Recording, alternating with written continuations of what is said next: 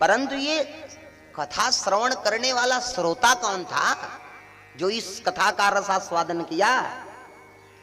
तब श्री सूत जी महाराज कहते हैं, ऋषियों सुनो, यदा मृधे कौरव सृंजयाना वीरे स्वथो वीरगतिं गतेषु वृकोदरा विद्ध गदाभिमर्श भगनोरुदण्डे धृतराष्ट्रपुत्र।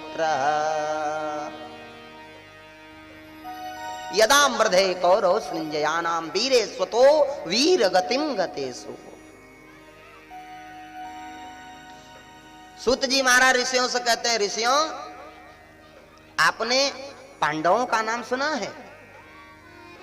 आपने कौरवों का नाम सुना है?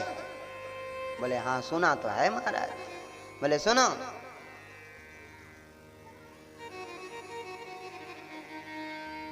ये पांडवजन 5 भाई थे और कौरवजन हजारों थे। जब पासा खेलने की बारी आई तो एन केन प्रकारेण बेईमानी के माध्यम से कौरवजन विजयी हो गए और पांडवजन हार गए, पराजित हो गए। और इतना तक नहीं, पासा में अपनी पत्नी को भी दांव पर लगा दिया, पत्नी भी हार गए। बंधुओं, देवी द्रौपदी की भगवान श्री कृष्ण ने रक्षा करी, नहीं प्रतिष्ठा भी चली जाती, इज्जत भी चली जाती।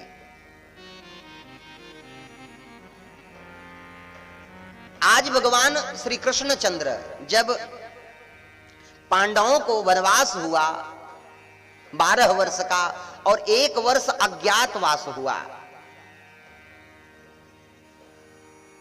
तो भगवान श्री कृष्ण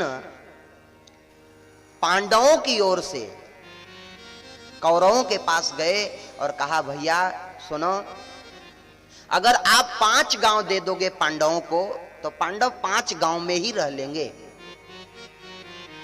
तो दुर्योधन ने क्या कहा? दुर्योधन ने कहा, अरे केशव, मैं सुई के नोक के अग्रभाग की भी जमीन, अग्रभाग का भी स्थान मैं देने वाला नहीं हूं। और दूंगा तो कैसे? बिना युद्धेन केशव, युद्ध हमसे करेंगे तो हम दे देंगे। बोले ठीक है। भगवान श्री कृष्णचंद्र चले गए। आज दासी पुत्र विदुर के मन में विचार आया और जाकर के धृतराष्ट्र को समझाने लगे, अरे धृतराष्ट्र सुनो, हमारे किसी अंग में एक फोड़ा हो जाए, एक घाव हो जाए, जिसके कारण से हमें अपने प्रत्येक अंग प्रत्यंग को कटवाना पड़े, तो उससे तो अच्छा है उस अंगुली को ही पहले कटवा दो जिसमें वह घाव हुआ है। दासी पुत्र विदुर ने कहा, धृतराष्ट्र, ये जो तुम्हारा बेटा दुर्योधन है ना, ये काल है, काल, और इस बेटे के ही कारण एक दिन बहुत बड़ा महाभारत होगा। मेरी बात मानो, इसे अपने घर से निकाल दो।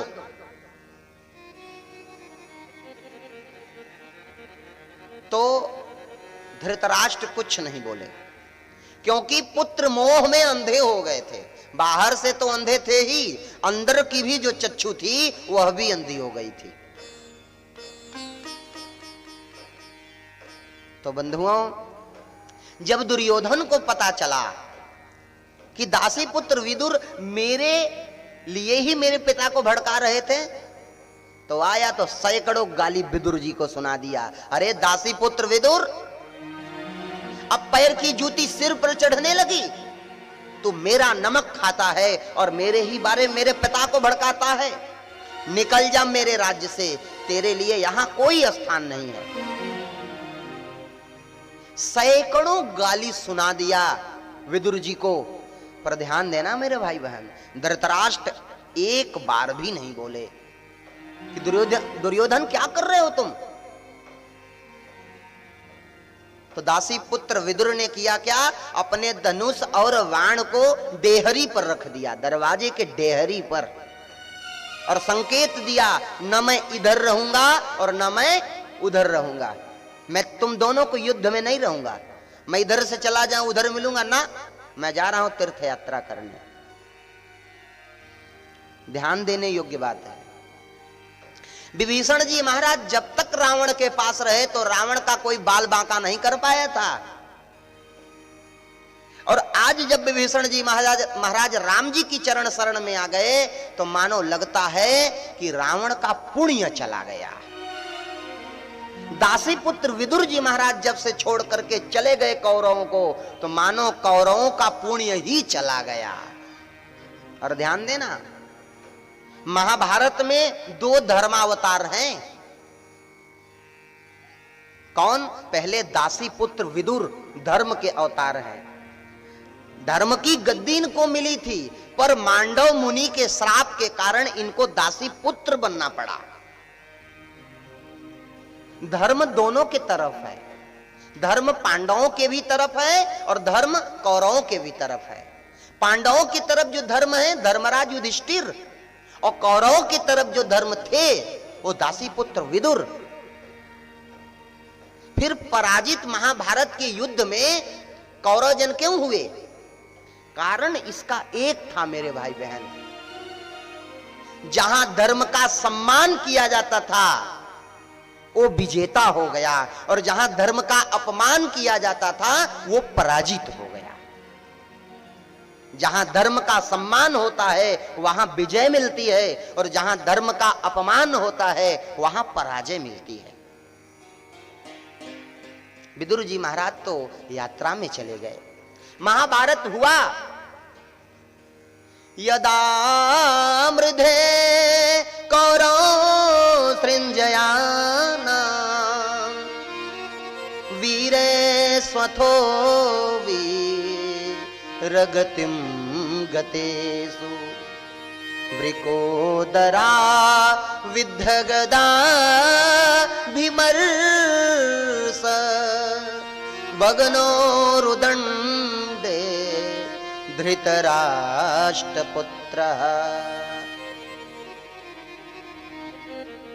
बंधुओं, महाभारत के युद्ध में भीमसेन ने किया क्या? उठाए अपनी गदा और घुमा करके दुर्योधन के उरुदंड पर प्रहार किया, और दुर्योधन का उरुदंड ही टूट गया। घमासान महाभारत हुआ। और मेरे भाई बहन, इतना नहीं, ऐसी मृतक शरीर पड़ी हुई हैं मानो कि मुर्दों की बाढ़ आ गई हो। ऐसे खून बह रहे हैं मानो खून की नदी बह रही है। आकाश में गिद्ध मंडरा रहे हैं, सबके मांस को खा रहे हैं। दुर्योधन भी संतृप्त हो रहा है गिद्ध को भगाते भगाते। अचानक गुरु द्रोणाचार्य का बेटा अश्वत्थामा आया और दुर्योधन से पूछा, अरे भैया दुर्योधन, आपकी स्थिति ऐसे कैसे हो गई? दुर्योधन ने अपने मन की सारी बात बताई। अश्वत्थामा ने कहा, भैया अंतिम बार पूछो कि तुम्हारे मन में क्या इच्छा है, आप अपने मन की इच्छा बताओ, मुझे अंतिम इच्छा बताओ, मैं उसको पूर्ण करना चाहता हूं। तो ध्यान देना मेरे भाई बहन, दुर्योधन ने कहा, हम तो हजारों थे परंतु ये पांडव 5 थे, हम एक भी नहीं बच पाए, और पांडवों में से अगर एक भी खंडित हो जाता तो कम से कम मन को शांति तो मिलती, चलो एक तो मारा गया। अश्वत्थामा ने कहा, बस इतनी सी बात, आप घबराओ मत, एक का नहीं मैं 5 का सिर लेकर के आता हूं। आप देखिए, आज काक उलूकन न्याय से हमला किया है अश्वत्थामा। काक उलूकन न्याय किसे कहते हैं? रात्रि के समय कौवे पेड़ पर बैठे हैं और उल्लुओं ने हमला बोल दिया, तो सारे कौवे मारे गए, उल्लू हो गए विजेता। भगवान जानते थे कि आज विजय श्री की रात्रि है, और भगवान ने पांडवों से कहा, देखो आज हम आनंद इस काफिले में नहीं, दूसरे काफिले में मनाएंगे। पांडव जन तो आनंद मनाने के लिए गए हैं, उत्सव मनाने के लिए गए हैं, और पांडवों की सोनी सैया पर आकर के पांडवों के 5 बेटे जो पांडव जैसे ही थे आकर के लेट गए। अश्वत्थामा आया है, धीरे धीरे घूमते घूमते आया और पांडवों के बच्चों को पांडव ही समझ करके 5 का गला उतार दिया, काट दिया। 5 का केस पकड़ करके सिर ही सिर ले गया, दुर्योधन को दिखाया, भैया दुर्योधन तुम एक का सिर मांग रहे थे ना, देखो मैं 5 का सिर लेकर के आया हूं। जब दुर्योधन ने पास से देखा तो रोने लगा बिलख बिलख के, अरे अश्वत्थामा ये तुमने क्या कर दिया, ये पांडव नहीं है, ये तो पांडव के 5 बेटे हैं, तुमने हमारे खानदान में जल देने वाला, पानी देने वाले को भी नहीं छोड़ा। रोने लगा, बिलखने लगा, और इतना नहीं, रोते रोते बिलखते बिलखते प्राणांत हो गया, उसका शरीर छूट गया। इधर आज देवी द्रौपदी अपने बच्चों को दूध पिलाने के लिए दूध लेकर के गई हैं कि अपने बच्चों को मैं दूध पिलाऊं, और मां जब बच्चों के पास गई तो बच्चों का सिर नहीं था, बिलख बिलख कर चिक्कार मार करके मां रोने लगी। माता शिशूनाम निधनम सुतानाम निशम्य घोरम परितप्यमाना तदारुदस्वास्व कलाकुलाक्षी तम सांत्वयन्ना किरीटमाली। बिलख बिलख करके देवी द्रौपदी महारानी रोने लगी हैं। अर्जुन दौड़ करके आए, देवी जी क्या हो गया, क्यों रो रही हो? द्रौपदी महारानी ने कहा, प्रभु मेरे 5 बालकों का गला कोई दुष्ट काट दिया, मेरे 5 बेटे मर गए। अर्जुन बड़े दुखी हुए, अर्जुन के आंखों से अश्रुपात होने लगा। अर्जुन ने कहा, देवी द्रौपदी मैं तुम्हारे सामने संकल्प लेता हूं, जिस पापी ने आज बेटों का गला काटा है उस पापी को मैं तुम्हारे सामने ही ला करके मारूंगा, तुम घबराना मत। भगवान श्री कृष्णचंद्र जी का पदार्पण हुआ, भगवान ने देखा, धर्मराज, युधिष्ठिर, नकुल, सहदेव सब ने देखा कि 5 बेटों का सिर अलग हो गया है, सिर का पता नहीं है। बंधुओं, तुरंत अर्जुन ने आदेश दिया,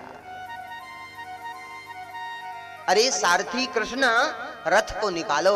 भगवान रथ को निकाले, रथ पर विराजमान हो गए और अर्जुन पीछे बैठ गया, भगवान सारथी बनकर के रथ हाँकने लगे।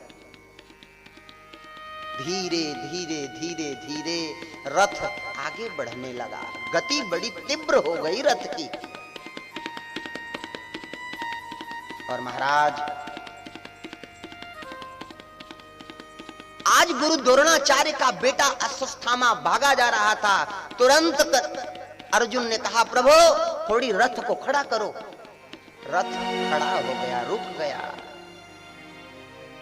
अर्जुन दौड़ करके अश्वत्थामा को पकड़ने की कोशिश करने लगे, तब तक अश्वत्थामा ने ब्रह्मास्त्र चला दिया। अर्जुन थरथर थरथर कांपने लगे। भगवान ने कहा, अर्जुन तुम क्यों डरते हो? अरे तुम्हें तो ब्रह्मास्त्र चलाना भी आता है और तुम्हें तो ब्रह्मास्त्र लौटाना भी आता है, तुम भी चलाओ ब्रह्मास्त्र। तुरंत अर्जुन ने भी ब्रह्मास्त्र चलाया, दोनों ब्रह्मास्त्र आपस में टकरा गए हैं, पृथ्वी डगमगायमान होने लगी है। महाराज जहां देखो तुरंत भगवान श्री कृष्णचंद्र ने अर्जुन से कहा, अर्जुन रथ को तुरंत शांत करो, ब्रह्मास्त्र को शांत करो। रथ भी डगमगा रहा है, अब ब्रह्मास्त्र से पूरी पृथ्वी डगमगायमान हो रही है, शांत करो।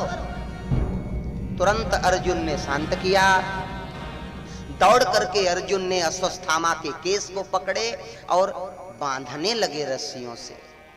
भगवान ने कहा, सुनो, इस पापी का वध यहीं कर दो, यहीं इसको मार दो। अर्जुन ने कहा, प्रभु मैंने संकल्प लिया है, मैं इसको यहां नहीं मारूंगा, मैं देवी द्रौपदी के सामने मारूंगा ले जा करके इसे। भगवान ने कहा, तुम्हारी मर्जी, तुम्हारी इच्छा। ला करके रथ में पटक दिया अश्वत्थामा को और ले गए देवी द्रौपदी महारानी के पास। और जब द्रौपदी महारानी के सामने खड़ा किया है, देवी द्रौपदी महारानी ने जब अश्वत्थामा को देखती हैं तो बेटे की मृत्यु का दुख नहीं है, पर अश्वत्थामा को देख करके रोने लगी। कह रही, अरे अर्जुन, मुंचताम मुंचताम समावेश सा अर्जुन मुंचताम, छोड़ दो अर्जुन, ये गुरुपुत्र है। और अर्जुन, मेरे 5 बेटे मर गए, फिर भी मुझे पति का अवलंब है कि पति का सहारा रहेगा, परंतु गुरु द्रोणाचार्य की शरीर तो रणस्थल में छूट गई थी और उनका तो एक बेटा है, और मैं पुत्र वियोग जानती हूं अर्जुन कि पुत्र वियोग किसे कहते हैं। गुरु द्रोणाचार्य की पत्नी देवी कृपी का बेटा है ये, छोड़ दो अर्जुन, अब गलती तो कर दिया, परंतु अब मत मारो इसे। भीमसेन की आंखें टेढ़ी हो गईं। तुम इसे छोड़ दोगे, पर मेरा नाम भीम है, मैं बलवान हूं, मैं इसे 2 टुकड़े करके फेंक दूंगा, मैं इसे छोड़ने वाला नहीं हूं। अब क्या करें क्या न करें, इसी बीच में सब पड़े थे। द्रौपदी और धर्मराज युधिष्ठिर की एक बात कि अर्जुन छोड़ दो, गुरुपुत्र है। भगवान श्री कृष्ण से अर्जुन ने पूछा, प्रभु अब क्या करें? कोई कहता है मार दो, कोई कहता है छोड़ दो, आप क्या कह रहे हैं, इसे मार दें कि छोड़ दें? तो भगवान श्री कृष्ण ने कहा, अर्जुन सुनो, ब्रह्म बंधुर्न हंतव्यम, ब्राह्मण का दैहिक वध नहीं करना चाहिए। अर्जुन, एक गुरुपुत्र है और ब्राह्मण है, इसका वध मत करो। ध्यान दीजिए, एक तरफ तो भगवान श्री कृष्ण ने वहां कहा इसको मार दो यहीं पर, और अभी भगवान तुरंत बदल गए, बोल रहे हैं कि ब्रह्म बंधुर्न हंतव्यम, इसको मारो मत, ये ब्राह्मण है, गुरुपुत्र है। क्या वहां ब्राह्मण नहीं था, गुरुपुत्र नहीं था? वहां मारने की बात कहते हैं और यहां करें मत मारो। और दूसरे मंत्र में क्या कहते हैं, आतत्यायी बधारणा, अगर ब्राह्मण भी आतत्यायी है तो उसका वध कर देना चाहिए। ब्रह्म बंधुर्न हंतव्यम आतत्यायी बधारणा, ये तो हत्यारा है। मत्तम प्रमत्तम उन्मत्तम सुप्तम बालम स्त्रियम जड़म प्रपन्नम वीरथम भीतम न रिपुहंति धर्मविद। मतवाले पर कोई हाथ नहीं छोड़ता, उन्मत्त पर कोई हाथ नहीं छोड़ता, सोए हुए व्यक्ति पर कोई हाथ नहीं छोड़ता, बालक पे कोई हाथ नहीं छोड़ता, स्त्री पर कोई हाथ नहीं छोड़ता, मूर्ख पर कोई हाथ नहीं छोड़ता, पागल पे कोई हाथ नहीं छोड़ता। ऐसे व्यक्तियों पर हाथ न जोड़ो। और एक तरफ भगवान श्री कृष्ण करें आतत्यायी बधारणा, ये वध के योग्य है। तो अर्जुन ने कहा, प्रभु एक बात समझ में नहीं आई। क्या? एक तरफ आप कहते हो कि ब्राह्मण का दैहिक वध मत करो, और एक तरफ कहते हो आतत्यायी बधारणा। आतत्यायी अगर ब्राह्मण भी है तो वध करो। महाराज ये प्रश्न को सुलझा रहे हो कि उलझा रहे हो? भगवान ने कहा अर्जुन तुमको मैंने गीता का उपदेश दिया है। जब अर्जुन ने कहा शिष्यस्ते हम साधिमान त्वाम प्रपन्नम, मैं आपका शिष्य हूं, आपकी शरणागति को ग्रहण करता हूं, मुझे आप गीता का उपदेश दीजिए। मेरे भाई बहन, तब अर्जुन के बात समझ में आ गई कि ब्राह्मण का दैहिक वध मत करो, ब्राह्मण को अपमानित कर दो तो जितनी बार याद करेगा उतनी मौत मरेगा। तुरंत अर्जुन ने अश्वत्थामा की मड़ी बाल से खींच के निकाल ली और धक्का मार करके बाहर निकाल दिया। जाते जाते अश्वत्थामा को बड़ा क्रोध आया। उसने अपने मन में ठान लिया कि आज तो तुम मुझे छोड़ दे रहे हो, परंतु अर्जुन इतना ध्यान देना, मैं तेरे खानदान में पानी देने वाले को भी नहीं छोड़ूंगा। ऐसा संकल्प लेकर के अश्वत्थामा चला गया। तुरंत देवी कुंती महारानी आई हैं प्रभु के पास। प्रभु आपकी जय हो नाथ, आपकी जय हो। आज आप उपदेश न दिए होते तो एक ब्राह्मण पुत्र का वध हो जाता। आपकी जय हो प्रभु, आपकी जय हो। तो भगवान ने कहा अरे बुआ जी, मैं तो आपका भतीजा हूं, आप मेरी जय क्यों कहती हो? देवी कुंती महारानी जब जब भगवान की भगवत्ता को जानना चाही तब तब भगवान बुआ जी, ओ बुआ जी, बुआ जी, ओ बुआ जी कह करके भगवान व्यामोहित कर देते थे। आराम से आने दीजिए, कोई दिक्कत नहीं, सब चले जाएंगे। जय हो, विराजिए विराजिए अपने स्थान पर। बंधुओं, समय बीता। भगवान श्री कृष्ण चंद्र ने देखा कि पांडव जन अब राजा हो गए हैं, अब किसी चीज की कमी नहीं है, दुख नहीं है, फिर भी धर्मराज युधिष्ठिर इतने चिंतित क्यों रहते हैं? तो धर्मराज युधिष्ठिर के पास गए और पूछा प्रभु आप क्यों दुखी रहते हैं, आपके दुख का कारण क्या है? तो धर्मराज युधिष्ठिर ने कहा कन्हैया, ये जो राज्य मिला है, कोष मिला है, पुर मिला है, इसको प्राप्त करने के लिए हमने अपने कितने सगे संबंधियों को मरवा दिया।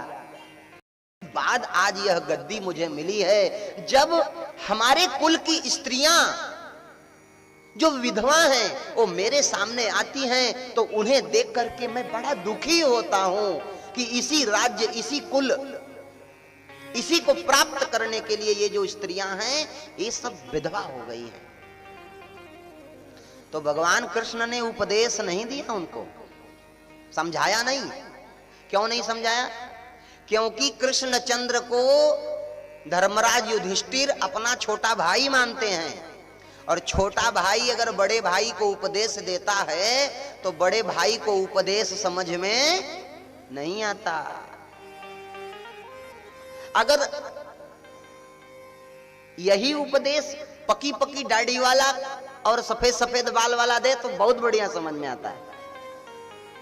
तो कृष्ण कन्हैया को लगा कि पकी दाढ़ी और पके बाल किसके हैं, श्वेत वाले। तब याद आ रही भीष्म पितामह जी हैं। अभी भीष्म पितामह जी तो सैया पर ही लेटे हुए हैं।